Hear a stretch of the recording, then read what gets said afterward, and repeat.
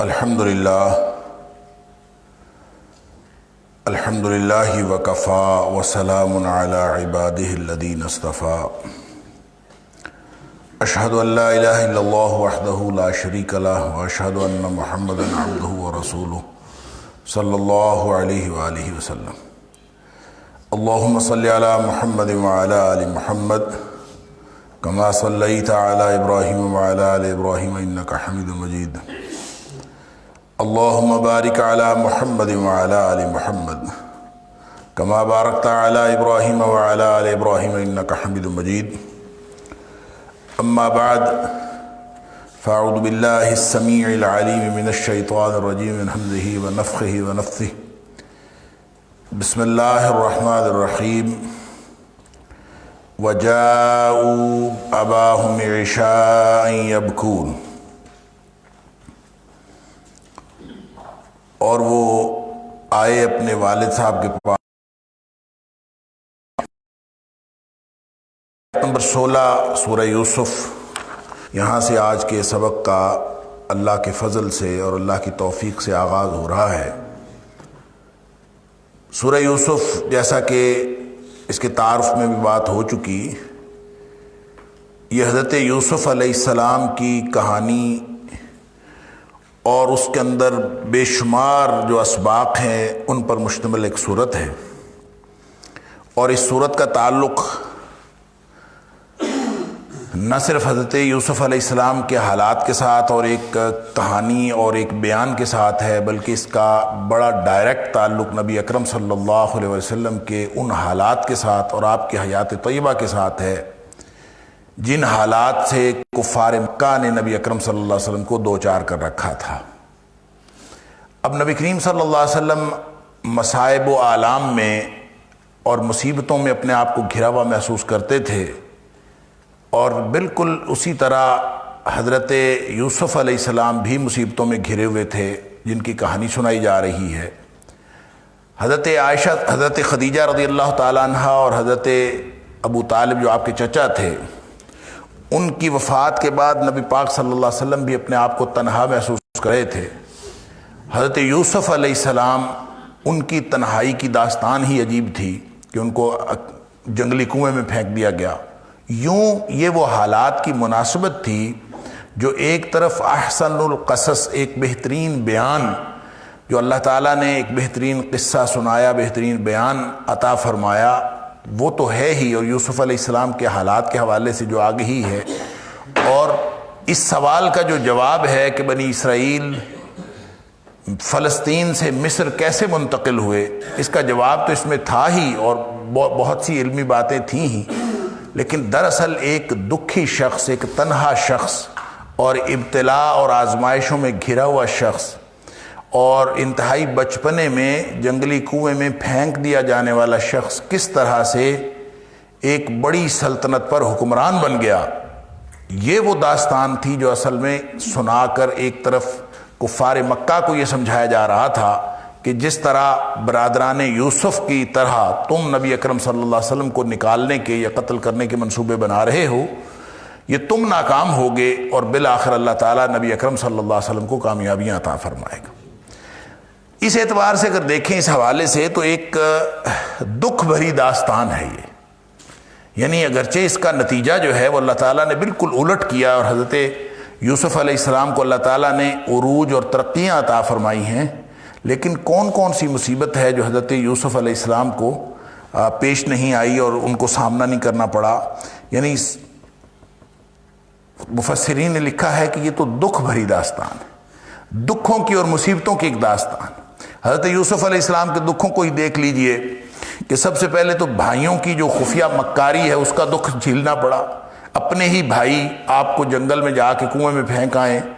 تو جو مصیبت آگے کنویں کی اور جو واقعات کے جو حالات ہوتے ہیں وہ تو مصیبتیں ہیں ہی، لیکن اس بات کا کتنا انسان کو دکھ ہوتا ہے کہ میرے بھائیوں نے میرے ساتھ یہ کیا، اور اپنے بھائیوں نے پھر جنگلی کنویں میں پھینک کے آ گئے، اور کنویں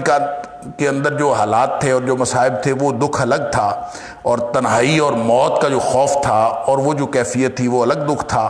پھر غلام بنا کر بیچ دیے گئے، یہ ایک الگ دکھ مصیبت پیش آئی، پھر اسی طرح سے مال کی طرح بکنے لگے، لوگوں نے ان کو مال کی طرح چھپا لیا، یعنی جیتا جاگتا انسان جو مستقبل میں نبی ہونے والا ہے، یعنی کس کس طرح کا سلوک ان کے ساتھ کیا۔ پھر جو عزیز مصر کی مکاری ہے وہاں جا کر، وہ ایک الگ دکھ بھری داستان ہے۔ پھر ساری جو مصری عورتیں ہیں انہوں نے جو ورغلانے کے لیے جو مصیبتیں شروع کر دیں وہ الگ دکھ بھری داستان ہے۔ پھر قید خانے کی جو مشقت اور ابتلا ہے، اللہ اکبر الا ھذا القیاس۔ پھر جا کے جب حکومت اور اقتدار ملا ہے تو وہ بھی اپنی جگہ پہ آزمائش۔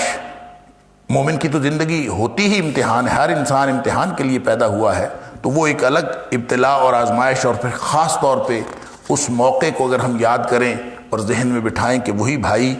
جنہوں نے کنویں میں پھینکا تھا وہ خیرات مانگنے کے لیے سامنے آئے کھڑے ہوئے ہوں، تو یہ کتنی بڑی آزمائش، یہ بھی ایک آزمائش ہی تھی۔ گویا جب اللہ تعالیٰ نے اقتدار عطا کر دیا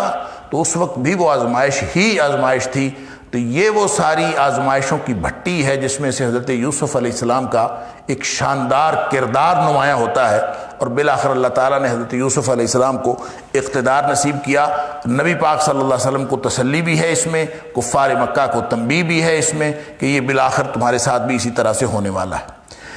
اللہ تعالیٰ نے اس کو احسن القصص کہا، بہترین بیان کہا، اور اس میں کہانی آگے بڑھ رہی ہے کہ بھائیوں نے ایک پلان تیار کیا، ایک منصوبہ بندی کی کہ اپنے والد صاحب کو ہم اس بات سے کسی طرح سے آمادہ کر لیں کہ اس کو ساتھ لے جاتے ہیں اور کسی کنویں میں پھینک کے آ جائیں گے۔ پہلے تو قتل کی منصوبہ بندی ہوئی تھی، لیکن اب انہوں نے طے کیا کہ ہم کسی ایسے کنویں میں پھینک دیں گے جو کسی قافلے کے راستوں پر ہوتے ہیں، پرانے کنویں اور غیر تعمیر شدہ کنویں جو بالکل صرف اسی وقت آباد ہوتے ہیں جب کوئی قافلہ آتا ہے، اس کے مقامی آبادی اس کو استعمال نہیں کرتی۔ اس لیے ان کو یہ خیال تھا کہ جب ہم اس کنویں میں غیابت الجب، اس کے بارے میں نے عرض کیا تھا کہ جب کہتے ہی ایسے کنویں کو ہیں جو بہت جو ایک تو تعمیر شدہ نہ ہو اور گہرا ہو، اس کی گہرائی میں پھینک دیں گے تو ظاہر ہے وہاں پہ آنا ہی ان لوگوں نے ہے جو راستے سے گزرتے ہوئے قافلے گزرتے تھے، تو وہ اٹھا کے لے جائیں گے، وہ ظاہر پانی نکالنے کے لیے ڈول ڈال لیں گے تو ان کو بچہ مل جائے گا، وہ یہاں سے لے جائیں گے۔ اس طرح سے ان کی منصوبہ بندی کامیاب ہو جائے گی کہ وہ حضرت یوسف علیہ السلام کو منظر سے غائب کر لیں گے۔ اب وہ پلاننگ کر کے حضرت یعقوب علیہ السلام سے اپنے بھائی کو، یوسف علیہ السلام کو ساتھ لے گئے، اور وہاں جا کے انہوں نے کنویں میں پھینکا اور رات کو اب واپس آئے۔ وجاؤ اباہم عشاء یبکون، عشاء کے وقت آئے۔ اب اس میں مفسرین نے یہ بھی لکھا ہے، ایک تو عشاء کے وقت آئے، دوسرا روتے ہوئے آئے۔ اب ظاہر ہے چونکہ سارا ڈرامہ بازی انہوں نے کرنی تھی لہذا روتے ہوئے آئے۔ رات کو اس لیے آئے کہ دن کے اگر اجالے میں آتے تو ان کے چہروں سے ان کا فریب اور مکر عیاں ہو جاتا، اور جان بوجھ کر وہ اندھیرا کر کے آئے کہ کم از کم چہروں کے اوپر جو ہماری مکاری واضح ہو رہی ہے۔ اور پھر آگے بات کس سے کرنی تھی؟ حضرت یعقوب علیہ السلام سے کرنی تھی جو نبیوں کا باپ اور نبیوں کا بیٹا تھا، نبیوں کی اولاد تھی اور خود بھی نبی تھا۔ تو یہ کیسے ہو سکتا ہے کہ ایک مومنانہ فراست سے دیکھنے والا آدمی مکاری نہ پہچان سکے؟ لہٰذا ان کو یہ ڈر تھا کہ ہماری مکاری کا پول نہ کھل جائے، اس لیے وہ رات کو آئے اور روتے ہوئے آئے۔ اب رونا ڈرامہ آپ کر رہے ہوں اور رونے کی بناوٹ کر رہے ہوں، رات کو اندھیرے میں کیا پتہ چلتا ہے کہ کوئی آدمی کیا کر رہا ہے کیا نہیں؟ تو قرآن کہتا ہے کہ عشاء یبکون، عشاء کے وقت آئے اور روتے ہوئے آئے۔ قالوا، اور آ کے کہا، یا ابانا، اے ہمارے والد صاحب، اے ہمارے ابا جی، انا ذهبنا نستبق، ہم اصل میں دوڑ کا مقابلہ کرنے لگے تھے، ہم گئے تھے دوڑ کا مقابلہ کرنے کے لیے، ایک دوسرے سے آگے بڑھنے کے لیے۔ وَتَرَكْنَا يُوسُفَ عِنْدَ مَتَاعِنَا، اور یوسف علیہ السلام کو ہم نے چھوڑ دیا تھا اپنے سامان کے پاس۔ فَأَكَلَهُ الذِّئْبُ، تو وہی ہوا جس کا ڈر تھا، جو آپ نے خدشہ کا اظہار کیا تھا۔ فَأَكَلَهُ الذِّئْبُ، اس کو بھیڑیا کھا گیا۔ اللہ اکبر۔ وَمَا أَنْتَ بِمُؤْمِنٍ لَنَا،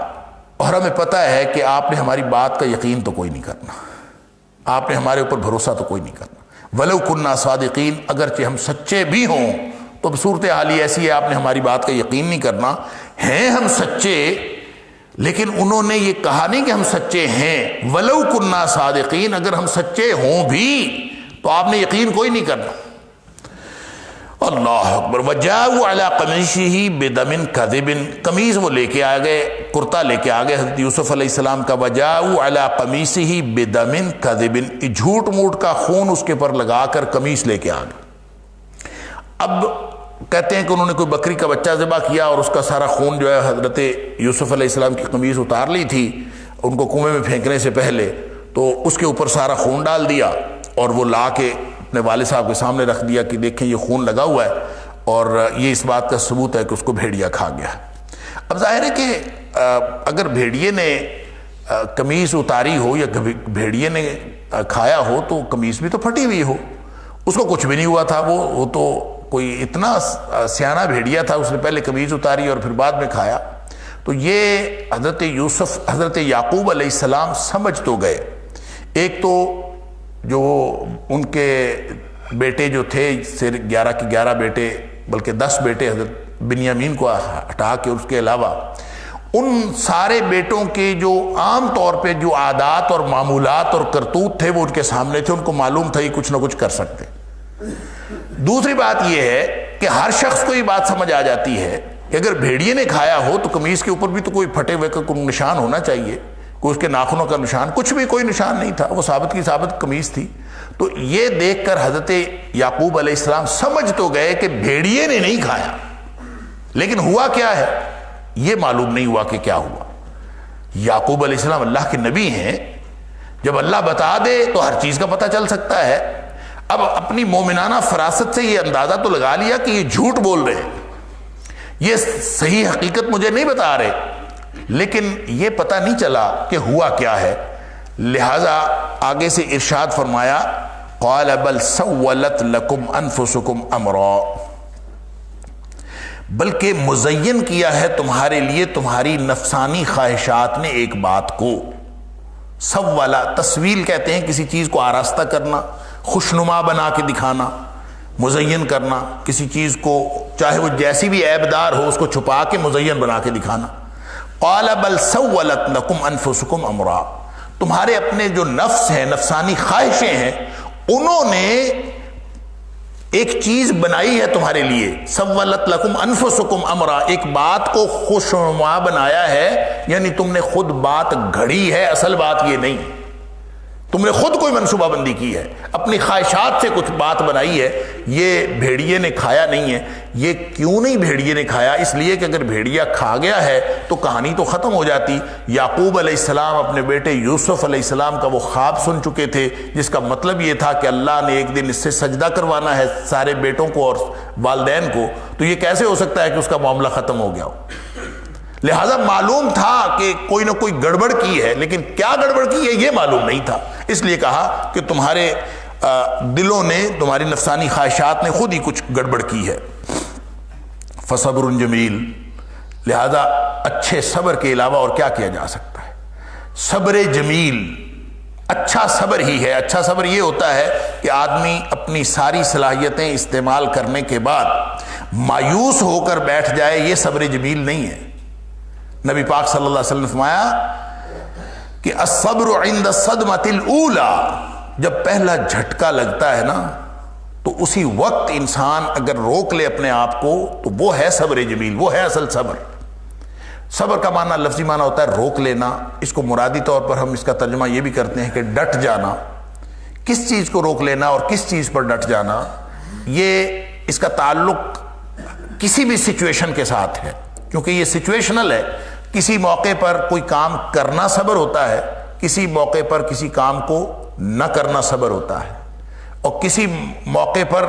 اپنے رد عمل کو بھرپور طریقے سے لوگوں کے سامنے لانا یہ صبر ہوتا ہے. تو بنیادی طور پر اس فطری رد عمل کو روک لینے کا نام صبر ہے، جو کسی بھی سچویشن میں انسان کے اندر پیدا ہوتا ہے فطری طور پر، لیکن انسان اس کو اس لیے روک لیتا ہے کہ اللہ اور اس کے رسول صلی اللہ علیہ وسلم کے حکم کے خلاف، لہذا اس کا اظہار نہیں کرتا. خوشی کے وقت اپنے آپے سے باہر ہو جانا یہ بھی بے صبری ہے، اور اپنے آپ کو حدود میں محدود رکھنا یہ صبر ہے. انتہائی صدمے کے وقت اپنے آپے سے باہر ہو جانا یہ بے صبری ہے، اور اپنے آپ کو محدود رکھنا کہ نبی کریم صلی اللہ علیہ وسلم نے واویلا کرنے سے منع کیا ہے، نہیں کرنا، روکنا یہ صبر ہے. لہٰذا کسی بھی موقع پر اور اسی طرح یا ایھا الذین آمنوا اصبروا وصابروا ورابطوا، جنگ کے اندر جب سامنے فوجیں ہوں تو وہاں ٹکرا جانا صبر ہوتا ہے، اس لیے کہ وہاں فطری طور پر انسان کے ذہن میں جو رد عمل پیدا ہوتا ہے بڑی فوج کو دیکھ کر وہ یہی کہ نہ ہی لڑا جائے تو زیادہ اچھا ہے، آدمی کے ذہن میں یہ فطری رد عمل پیدا ہوتا ہے، لہذا وہاں ٹکرا جانا صبر ہے۔ علی ھذا القیاس، اس کی بے شمار مثالیں ہیں، پہلے بھی اس کے اوپر بہت ساری گفتگو ہو چکی، سورہ آل عمران کی آخری آیت کے حوالے سے بھی گفتگو ہو چکی اور بہت سارے مقامات پر، اور خاص طور پر جہاں کہ وَاسْتَعِینُوا بِالصَّبْرِ وَالصَّلَاةِ سورہ بقرہ کے اندر جہاں ہم نے پڑھا تھا وہاں بڑی تفصیل سے گفتگو ہو چکی۔ لیکن صبر جمیل کیا ہوتا ہے کہ آدمی رد عمل دیے بغیر، رتی بھر رد عمل دیے بغیر، اور اپنے پاس کچھ نہ کچھ کہنے کا ملکہ، کچھ نہ کچھ کرنے کی قدرت ہونے کے باوجود صرف اللہ کے حکم کی وجہ سے خاموشی اختیار کر لے، اگر وہ خاموشی اختیار کرنے کا موقع ہو یا بولنا شروع کر دے اگر وہ اللہ کا حکم بولنے کا ہو، اور ٹکرا جائے اگر اللہ کا حکم ٹکرا جانے کا ہو، حالات جیسے مرضی ہوں، اس کو کہتے ہیں صبر جمیل۔ لہٰذا حضرت یعقوب علیہ السلام اپنے بیٹوں کو برا بھلا کہہ سکتے تھے، کم از کم ان کو ڈانٹ ڈپٹ تو کر ہی سکتے تھے، اور کچھ نہیں تو کچھ بھی نہیں کیا۔ فصبر جمیل، واللہ المستعان، اللہ ہی سے مدد طلب ہے، واللہ المستعان، اللہ ہی سے مدد مانگی جاتی ہے، اسی سے مدد طلب ہے، علی ما تصفون، اس بات پر جو تم بنا کے آئے ہو، جو باتیں تم کر رہے ہو، اس کے بارے میں اور میں کیا کہہ سکتا ہوں، میں اللہ ہی سے مدد مانگتا ہوں۔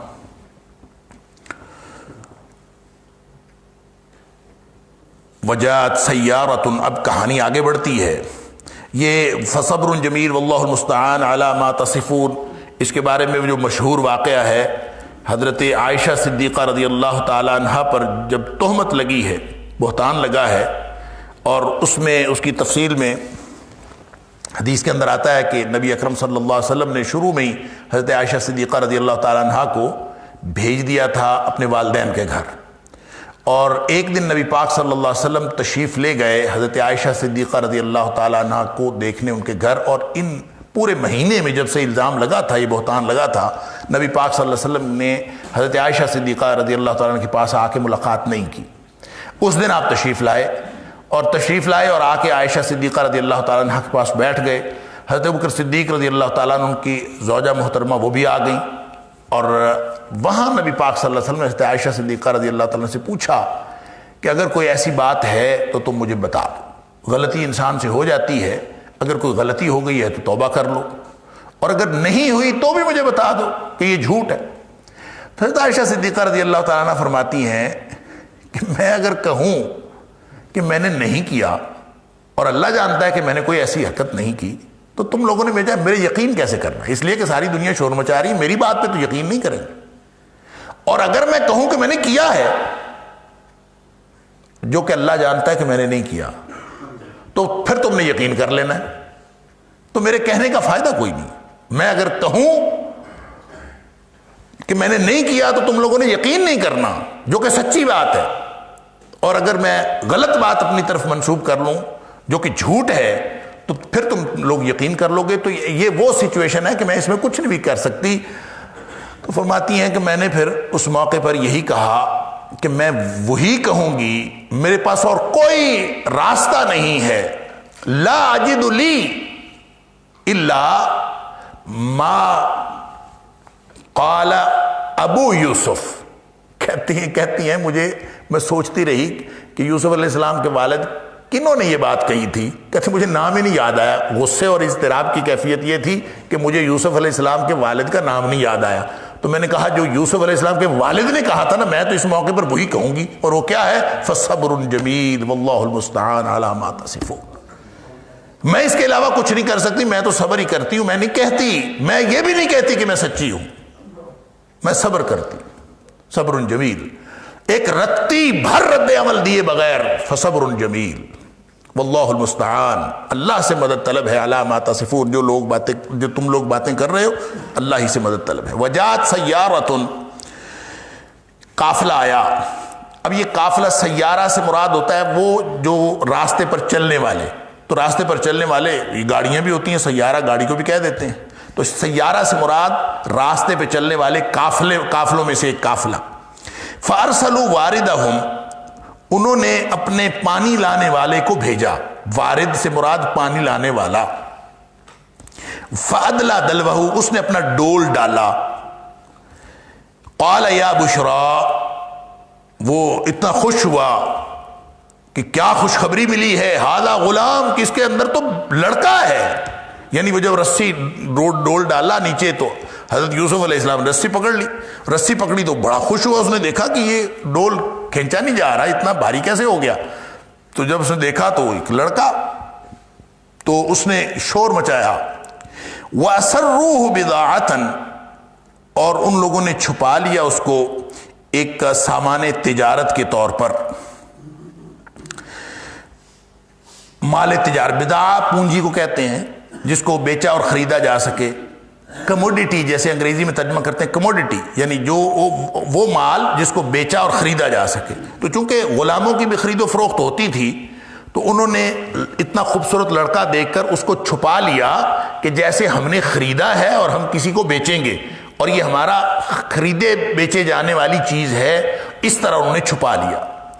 اب یہاں پہ وَأَسَرُّوهُ، ان لوگوں نے اس کو چھپا لیا. کس نے چھپا لیا؟ چھپایا تو ظاہر ہے حضرت یوسف علیہ السلام کو. چھپایا کس نے؟ اس کے بارے میں مفسرین کا اختلاف ہے کہ اسرو کا فاعل کون ہے، یعنی چھپانے والا کون ہے. کچھ مفسرین نے خیال کیا ہے کہ اس کے فاعل جو ہے برادران یوسف، اور انہوں نے یہ تفسیر کی ہے کہ یوسف علیہ السلام کو کنویں میں پھینک کر وہ لوگ ادھر ادھر ہی نگرانی کر رہے تھے کہ جب کوئی قافلہ آئے گا تو وہ اٹھا کے لے جائے گا، کیونکہ اس کنویں کو استعمال کرنے کا مقامی آبادی کا تو امکان ہی نہیں تھا، اس لیے کہ ایک تو وہ آبادی سے دور تھا اور دوسرا وہ راستے پر تھا، لہذا کسی قافلے نے ہی آنا تھا تو انہوں نے نکالنا تھا. تو ایک طرح کے جو مفسرین ہیں ان کا خیال یہ ہے کہ اس کے فاعل اسروہ بضاعۃ، اس کو مال تجارت کے طور پر جنہوں نے چھپایا یہ برادران یوسف ہی ہیں، کہ یہ وہیں پہ موجود تھے کہ جو ہی قافلے والوں نے اس کو نکالا کنویں میں سے تو یہ وہاں پہ موجود تھے اور یہ وہاں اوپر پہنچ گئے اور انہوں نے کہا کہ یہ ہمارا غلام ہے، اس کو ہم نے بیچنا ہے. اور پھر بیچنے والے بھی آگے ہیں وَشَرَوْهُ، کہ اس کو بیچ دیا. تو بیچنے والے بھی برادران یوسف ہیں اور اس کو مال تجارت کے طور پر چھپانے والے بھی برادران یوسف ہیں. چھپانا اس لیے کہا کہ انہوں نے یہ بتایا ہی نہیں کہ ہمارا بھائی ہے، نہ ہی حضرت یوسف علیہ السلام نے بتایا کہ میں ان کا بھائی ہوں، کیونکہ ان کو ڈر تھا کہ کہیں یہ مجھے قتل نہ کر دیں. یہ میں ایک طرح کی تفسیر اور ایک طرح کے مفسرین کا موقف بیان کر رہا ہوں. اور انہوں نے جو ہی نکالا تو انہوں نے کہا جی یہ تو ہمارا غلام ہے، ہم نے یہاں پہ رکھا ہوا تھا تو ہم نے اس کو بیچنا. لہٰذا انہوں نے مال تجارت کے طور پر اس کو ظاہر کیا اور پھر بعد میں اس کو بیچ دیا، جو اگلی آیت میں ہے کہ انہوں نے چند گنتی کے درہم لے کر اس کو بیچ دیا انتہائی کم قیمت میں، اس لیے کہ ان کو زیادہ یہ بیچنے میں اور اس کی قیمت میں تو زیادہ دلچسپی نہیں تھی، لہذا انہوں نے بیچ دیا. بیچنے والے بھی برادران یوسف اور چھپانے والے بھی برادران یوسف، یہ ایک طرح کی تفسیر. دوسری تفسیر یہ ہے کہ یہ برادران یوسف تو پھینک کے کنویں میں چلے گئے تھے، وہ تو دوبارہ نہیں آئے. اسرو کا فاعل جو ہے وہ قافلے والے ہی ہیں جنہوں نے ان کو کنویں سے نکالا تھا، کہ کنویں سے نکال کر انہوں نے جو 1 2 3 لوگ وہاں آئے ہوں گے جنہوں نے آ کے کنویں سے نکالا، انہوں نے چھپا لیا. یہ نہیں بتایا کہ یہ لڑکا ہمیں کنویں سے ملا ہے، بلکہ جیسے کسی نے اپنا ذاتی غلام خریدا ہوا ہوتا ہے انہوں نے باقی قافلے والوں سے چھپایا تاکہ دوسروں کو جب پتہ چلے گا تو وہ بھی اپنا حصہ اس میں سے جتائیں گے کہ یہ اگر آپ کو اس طرح سے کنویں میں سے ملا ہے تو ہم سب اس کے اندر حصے دار ہیں. وہ سب اپنی ملکیت جتائیں گے، اس لیے انہوں نے چھپا لیا تھا اور بعد میں بیچا بھی انہوں نے ہی جا کے اگلے قافلے والوں کو بیچا یا پھر انہوں نے جا کے مصر میں بیچا. یہ بھی مفسرین کا اختلاف ہے. بعض لوگوں کا خیال یہ ہے کہ جس قافلے نے کنویں سے نکالا تھا وہ اور قافلہ تھا، پھر ایک قافلہ مصر کو جا رہا تھا، انہوں نے اس قافلے والوں کو بیچ دیا تھا. اس طرح سے حضرت یوسف علیہ السلام مصر پہنچے، یا وہی قافلہ جنہوں نے نکالا اور وہ مصر جا رہے تھے اور مصر پہنچے. ان دونوں باتوں میں کہ اس کا فاعل قافلے والے تھے یا اس کا فاعل برادران یوسف تھے، برادران یوسف والی بات اس لیے زیادہ قرین قیاس محسوس نہیں ہوتی کہ برادران یوسف اگر آ کے اس کو چھپائیں گے اور اس کو چھپا کے پھر بیچیں گے، ان کو یہ ڈرامہ سارا کرنے کی ضرورت کیا تھی؟ اس لیے کہ نہ تو ان کو قیمت میں دلچسپی تھی اور نہ ہی ان کو کوئی خرید و فروخت میں دلچسپی تھی۔ ان کی اصل دلچسپی تو یہ تھی جو پیچھے قرآن بیان کر آیا ہے کہ یوسف علیہ السلام کو منظر سے ہٹایا جائے، لہٰذا وہ منظر سے ہٹا چکے تھے، وہ کنویں میں پھینک چکے تھے، اور اس امید پر کہ کوئی قافلہ آئے گا اور وہ لے جائے گا۔ تو قافلہ آیا اور انہوں نے اٹھا کے نکالا اور نکال کے اس کو چھپایا، تو یہ قافلے والوں نے کیا، برادران یوسف کا تو اس کے ساتھ تعلق ہی کوئی نہیں۔ تو یہی بات زیادہ قرین قیاس محسوس ہوتی ہے کہ قافلے والے ہی اسروہ بدعۃ، لہذا سیدھی سیدھی کہانی، سیدھی سیدھی بات کہ جنہوں نے نکالا تھا انہوں نے چھپایا، اس کو انہوں نے چھپا لیا تاکہ باقی قافلے والوں کو نہ پتہ چلے۔ واللہ علیم بما یعملون، اور اللہ تعالیٰ خوب جانتا ہے جو کچھ وہ کر رہے تھے۔ اب دیکھیں یہ جو فقرہ ہے ویسے تو یہ کہانی سے متعلق ہے، لیکن اس کو آپ دیکھتے جائیں کہ جستہ جستہ جہاں کہیں اللہ کریم کے اس طرح کے ارشادات ہیں، وہ دراصل نبی پاک صلی اللہ علیہ وسلم کے حالات کے ساتھ اس کو ریلیٹ کرنا، نبی کریم صلی اللہ علیہ وسلم کے حالات پر انطباق کرنا اس کا، کہ واللہ علیم بما یعملون، جو کچھ وہ کر رہے تھے اللہ کو سب معلوم تھا۔ اللہ کو معلوم تھا کہ یہ چھپا رہے ہیں، اللہ کو معلوم تھا کہ کنویں میں یوسف پڑا ہے، اللہ کو معلوم تھا کہ اس کو اب مال تجارت کے طور پر انہوں نے چھپا لیا، اب جا کے بیچیں گے، لیکن اللہ تعالیٰ نے اس میں اپنے قانون مہلت کے تحت اور اپنی حکمتوں کے تحت اس کے اندر مداخلت نہیں فرمائی۔ کئی سالوں کے بعد جا کے حضرت یوسف علیہ السلام حکمران بنے ہیں، اور اللہ کو یہ جو سارے مراحل، جو ساری مصیبتوں کے جتنے مراحل تھے، جتنی دکھ بھری داستان تھی، ہر دکھ کے مرحلے پر اللہ کو خوب معلوم تھا۔ یہ نبی اکرم صلی اللہ علیہ وسلم کو بتانا مقصود ہے کہ اے اللہ کے رسول صلی اللہ علیہ وسلم، آپ اگر آج دکھی ہیں، اگر آپ کے اوپر مصائب و آلام یا آپ کے ساتھ اوپر مصائب و آلام کے پہاڑ توڑے جا رہے ہیں، تو اللہ کو خوب معلوم ہے۔ اور ساتھ یعنی اس کا مطلب یہ نہیں ہے کہ اللہ کو معلوم نہیں ہے، جس طرح یوسف علیہ السلام اللہ کے معلوم ہونے کے باوجود کنویں میں پھینکے گئے اور اللہ کو معلوم ہونے کے باوجود مال تجارت کے طور پر چھپائے گئے اور مال تجارت کے طور پر بیچے گئے، اور بعد میں جا کے اس کا نتیجہ نکلا، بعینی ہی اللہ کو خوب معلوم ہے کہ آپ کے کیا حالات ہیں، اس کا بھی نتیجہ اسی طرح نکلنے والا ہے۔ اور جس طرح ذلیل و رسوا ہوئے برادران یوسف، اسی طرح رسوائی مکہ والوں کے مقدر میں لکھی ہے، جو اس وقت آپ کا عرصہ حیات تنگ کرنے کی کوشش میں ہے۔ واللہ علیم بما یعملون کے اندر یہ سارے پہلو ایک چھوٹے سے فقرے کے اندر پوشیدہ ہے، پوری داستان جو ہے وہ چسپاں ہو رہی ہے نبی اکرم صلی اللہ علیہ وسلم کے حالات کے اوپر۔ وَشَرَوْهُ بِثَمَنٍ بَخْسٍ، انہوں نے بیچ ڈالا، انہوں نے سے مراد پھر وہی ہے جنہوں نے اسروہ کیا تھا، انہوں نے بیچ ڈالا، جنہوں نے اسروہ کیا تھا وہی وشروہ کیا، انہوں نے اس کو بیچ ڈالا۔ اللہ اکبر، پہلے مال تجارت کے طور پر چھپایا، اب بیچ ڈالا۔ اب مصر میں جا کے بیچا ایک روایت کے مطابق، اور ایک روایت کے مطابق دوسرے قافلے والوں کو بیچا جو مصر میں لے گئے، لیکن مصر میں جا کے بیچا زیادہ قرین قیاس ہے کہ اگلی آیت اس کی تائید کرتی۔ بثمن بخس، قیمت بھی انتہائی کم، بخس کا مطلب ہوتا ہے انتہائی کم یا عیبدار، یہ بہت ہی جس کے اندر اتنی کمی ہو کہ جو اصل سے گری ہوئی ہو۔ یہ قرآن نے بخس کا لفظ استعمال کیا ہے جہاں سورہ بقرہ میں ہم پڑھ آئے ہیں آیت دین میں، وَلَا يَبْخَسْ مِنْهُ شَيْئًا، کہ جب وہ تحریر کرنی ہے، اللہ تعالیٰ کا حکم ہے کہ جب بھی کوئی قرض لین دین کرو تو اس میں تحریر کر لیا کرو، اور تحریر وہ کرے جس کے ذمے ہے قرض، یعنی وہ تحریر کرے کہ جس کے ذمے ہے حق، لیکن وہ لکھتے ہوئے اس میں کمی نہ کرے، وَلَا يَبْخَسْ مِنْهُ شَيْئًا، اس میں سے کوئی کمی نہ کرے۔ تو یہ وہی ثمن بخسن کا مطلب ہے انتہائی کم قیمت میں انہوں نے بیچ دیا۔ دراہم معدودہ، اچھا یہ شراء جو ہے، شراء اور بیع دو لفظ استعمال ہوتے ہیں، ایک ہے عام طور پہ شراء خریدنے کے لیے لوگ کہتے ہیں اور بیع بیچنے کے لیے، لیکن یہ بات درست نہیں ہے۔ شراء اس کا معنی بیچنا بھی ہوتا ہے اور خریدنا بھی ہوتا ہے، دونوں معنی اس کے اندر پائے جاتے ہیں، اور یہی معنی تقریباً بے کا ہے۔ لیکن یہاں اس کی وجہ یہ ہے کہ دونوں معنوں کا احتمال اس لیے پایا جاتا ہے کہ یہ جو کرنسی نوٹوں سے خرید و فروخت ہے یہ تو اب شروع ہوئی ہے، یا پھر سونے اور چاندی کے جو درہم اور دینار تھے یہ بھی بہت بعد میں شروع ہوئی۔ اصل میں تو جو چیزیں خریدی جاتی تھیں وہ تو اس طرح سے خریدی اور بیچی جاتی تھی کہ ایک چیز